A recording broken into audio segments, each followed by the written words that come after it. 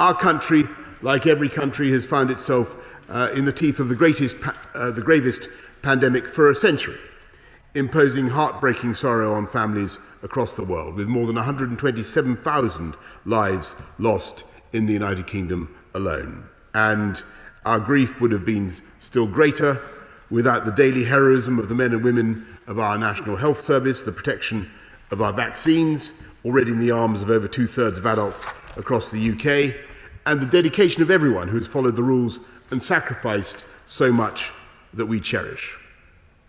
Amid such tragedy, the state has an obligation to examine its actions as rigorously and as candidly as possible, and to learn every lesson for the future, which is why I have always said that when the time is right, there should be a full and independent inquiry.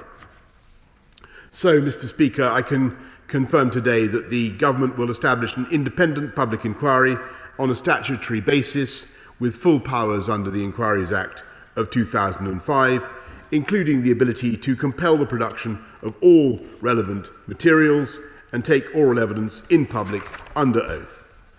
In establishing the inquiry, we will work closely with the devolved administrations, as we have done throughout our pandemic response. And my right honourable friend, the Chancellor of the Duchy of Lancaster, has this morning spoken to the First Ministers of Scotland and Wales and the First and Deputy First Ministers of Northern Ireland to begin those conversations.